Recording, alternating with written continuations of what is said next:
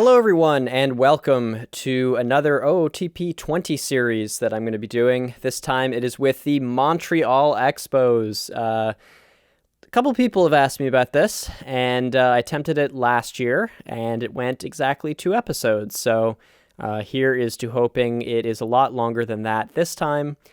We are now coming off on our second straight Canadian team series. Of course, we did the Toronto Blue Jays near the beginning of the season, and the grade I would give for that series was maybe a B-. We had a couple competitive years, if memory serves me right, but we certainly were not fantastic by any stretch of the imagination. This series is going to be a little bit different than that. I've kind of gone ahead and changed a couple other things besides just the fact that we are the Montreal Expos, of course. As you can see, we are a 2-division league. We've got the East Division and the West Division. I actually realize I have to change the playoff format, but the way it's going to be is that the teams with the top 5 records make the playoffs. There's no East, Central, and West anymore. I just figured because this is kind of a stretch of the imagination anyway, why not kind of design things the way I want them to be designed? And then you can see the other team that has been created is the Seattle Pilots, who were an actual Major League team at one point. The Pilots, I think it was 1969. I don't just know that off the top of my head. I looked it up. I think it was 1969, and then they became the Milwaukee Brewers. They certainly do not look like a real baseball team in terms of that logo, but they were real, I swear.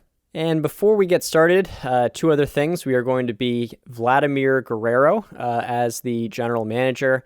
I did actually set things to be so that we can't be fired. Not that we've ever been fired, but I just feel like that's never really what we want to happen, even if things aren't going well. So I turned that off. I made the trading difficulty hard.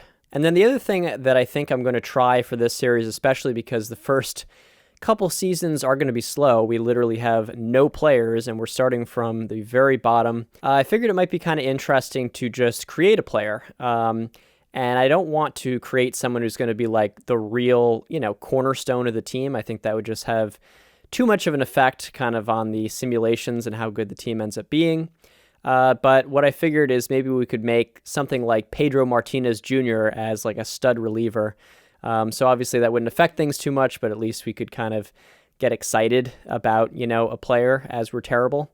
So as promised, this is what the playoff system is going to look like. You can see we'll have the top 3 teams basically be like the division winners, and then the next 2 teams will be like the wild card teams. So if you have one of the top 3 records, you'll essentially get a bye week or a bye game, whatever you want to call it. So now that that is out of the way, the next thing is going to be the expansion draft, which is going to be somewhat important, I guess. I don't think we're going to get any cornerstone, franchise players. For anyone who's wondering how this works, basically, I think what it is each team gets to create a list of 25 players that cannot appear in the expansion draft. So any players that they don't pick would be in here, and I think there's some service time rules about how players with less than a certain amount of service time are just completely ineligible for the expansion draft. And then, of course, if we do end up having any money for free agents left over, I think we might not, but we could always sign a free agent or 2 and then maybe flip someone at the deadline. In terms of our personnel, I did go ahead and sign, I forget what his name is. It's Norio something, but he's kind of a legendary scout that's like outstanding and legendary at a lot of things. So in the scouting department, hopefully we'll be pretty good. And then our team trainer is also good. I'm going to wait on signing a manager until we've gone through the expansion draft, because I think that'll determine who we end up signing. So with that said, let's get into the expansion draft. As you can see, we'll have the second pick in the expansion draft. That should mean that we get the first overall pick, but we may not actually. I've kind of had it go either way. So let's take a look at who is available here. I think I've kind of looked at this in the past. A lot of the times the best player is Dan Vogelbach, kind of far and away, but I don't even know if he is on this list. He is on this list. So I think he'll probably be the first overall pick in the expansion draft, but if not, we might end up taking him. No. So the first pick was Profar, who is a pretty good player, actually. So that makes sense for the Pilots to pick him up. Unfortunately, we have not signed our kind of legendary scout here, so we're still working with who was there before. And to be frank, I don't exactly trust this guy. No offense to Juan Contreras, but I think we're going to have to take some of these ratings with a grain of salt. So I'll kind of probably be looking at stats more than anything else. There is Josh Naylor. It seems like every time I draft Josh Naylor, he never really ends up being anything, but certainly if he's still on the board kind of in later rounds, it's someone who I would think about. And then on the pitching end, Alex Reyes is someone who could be worth taking a flyer on, I'm pretty sure. We got him at some point in the Blue Jays series, and if I remember correctly, he was actually pretty decent. It took a while for him to develop. He sometimes had some health issues and all this. Obviously walked a ton of people, but he just struck out so many guys, and you can see, in his previous minor league seasons, just some ridiculous strikeout numbers.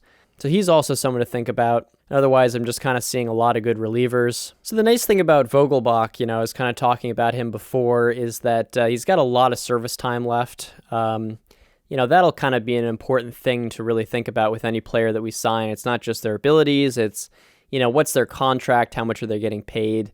I think certainly in this series, not necessarily having learned from the Blue Jays series, but I think overall I'm going to be a little bit more cautious about handing out contracts to people who aren't really, top tier players. So I think honestly, I am going to go with Vogelbach. I don't think any of these picks are super important right here, but let's see who we get 2 picks in a row, of course. I'm thinking back and forth. I'm do I pick Reyes? Do I pick Vogelbach? And of course I can pick them both because I get back-to-back picks. Not really positive that he'll ever develop, but I think a 24-year-old, someone who's got a lot of good stuff, I'd like to see how he turns out. So it looks like the Pilots grabbed Gio Gonzalez and Russell Martin. Those are 2 kind of older guys. They'd be good to, maybe flip, but certainly not people with a whole lot of value. So I kind of look at that as a positive for us. I was definitely prepared to, not have a whole lot here, just taking a look at, who is available. I just don't really see anyone who is jumping out, so I think we're just going to end up, taking some guys. I mean, I know relievers aren't exactly the most valuable assets, but there are some pretty darn good relievers, and I'd like to pick them up while we can. At least Diego Castillo, him and his 100-mile-an-hour fastball. And I wouldn't mind the idea of picking up Ian Kinsler. I know in real life I don't think he was very good this year, but some decent ratings still. He might command a little bit of value on the open market near the trading deadline. And it looks like the Pilots took this Mike Tauchman, who I guess is in the Colorado system. He actually has some pretty good ratings, but I did not see him. And then Josh James as well, who is definitely an intriguing relief pitcher. So I think from now on, we'll just focus on our picks. But, taking a look here, definitely don't want Britton. That is a heck of a contract. Will Harris could be, some decent value. But I think aside from Diego Castillo, there aren't any, big relievers kind of left who are really young and, cost-controlled. I think I'm going to grab Max Stassi, Houston catcher. I don't think he's particularly great, but, defensively he won't be bad. He's got a little power, has some major league experience. I think I'm fine picking him up. I think overall I'm just going to grab, some players that I know. Might go with Zhu-Wei Lin, definitely a below average hitter, but pretty good defense. He's in the Red Sox system, so I kind of know him. So I wouldn't mind having him on the team, and he's got just a ridiculous amount of team control. Maybe we'll try to grab a starter or 2. Yeah, Matt Harvey would be kind of funny, and that's kind of like a Cincinnati Reds-esque project that we could take on. Just a 1-year deal for him. What about Cole Hamels? Same sort of deal. I think that's fine. I think I'd pick up Hechavarria, just 1 year for $500,000. He might be someone that we can kind of flip. I mean, obviously we can't flip everyone, but that's just so cheap. I mean, is that really the contract that he signed? I guess so. After some deliberation, I think I am going to grab Will Harris as well. So maybe grab some outfielders. Gerard Dyson's always fun. Look at that speed, range. We'll ignore the other stuff. Greg Allen, he's kind of young. Let's try him out. This is really scientific how we're drafting here. Yeah, look at the discipline this guy has. Let's take him. That sounds fantastic. Ooh, Michael Lorenzen. Oh, yes, we are definitely taking Michael Lorenzen, no question. Yeah, look at the gap power from Ben Gamel. He doesn't really look like he amounted to anything. I actually had him in the Seattle Mariners series. That was the first OOTP series I did, so I'd be kind of interested to see how he does. So I think from here, I'm just going to not sim ahead, but I'm just going to do the rest of the picks myself, and then we can go over our team when all is said and done. Okay, folks, that is over. 35 rounds is a lot of rounds. It really, really is. Don't let anyone tell you otherwise. But anyway, it is over. Apparently, our team has been set up. You can see Diego Castillo is going to be our closer. We've got Will Harris. We've got Hector Neris. I am really not looking forward to seeing how much of our budget we've spent up, because I think we got a couple kind of expensive guys on one-year deals like Cole Hamels, just with the off chance that we can flip them for something at the deadline.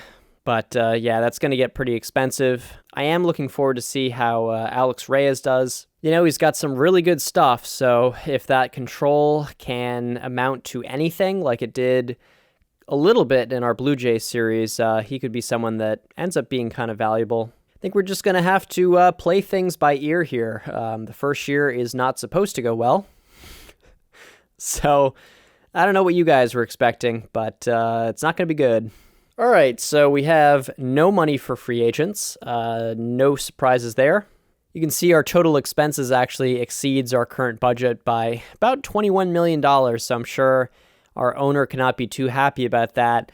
And he expects us to reach the playoffs as well. So this guy is really not going to be happy with me. And it actually says over here, for the team record, don't suck completely. That would be what it should be. Other goals, 3 years from now, find a top prospect. I think that's possible. Build our farm system to a top 6 by 2024. I actually really like these owner goals. They're quite good. Normally they're terrible, but this is actually a very good set of owner goals. And let's take a look at who is kind of in our minor league system. I don't know if anyone's on the injured list. Yeah, it's actually a couple guys who I again took flyers on, like Rich Hill, still got a really good curveball at age 39. So see if he can do anything special. And then Clay Buchholz, because of course, he's just always hanging around. I always think he's retired, and it's like, nope, he's still there. Okay, so I figured I would sign him. And then in our minor league system, just some cost control guys. He's, I believe, in the Giants farm system. He might have been in the Giants major league team, actually. And then Alex Jackson, maybe our one prospect, if you want to call him that. He's got some power as a catcher, and maybe that catcher ability will get to 50, in which case I think you could maybe trust him. And then I had an idea so that, in these glum times, we can actually look forward to a player developing. I created a Pedro Martinez Jr., who is going to just be a relief pitcher so that, he doesn't actually change the outlook of our franchise, but someone who we can actually be excited about. And I kind of made him like the real Pedro, but I'm sure he's not that way in every single way. Otherwise, I think we're just going to pick it up back at the first year player draft. We'll see how the season starts. My predictions are that pitching-wise will be pretty bad. The bullpen will be fine, actually, I think. Offensively, it's just going to be a disaster. Sure, we've got Dan Vogelbach, who is at least a decent offensive force, but everyone else is, it's going to be a long season. I fully expect to have a couple first overall picks out of this even, but we'll see how things end up going. Anyway, thanks for watching, and I will see you guys in the second episode.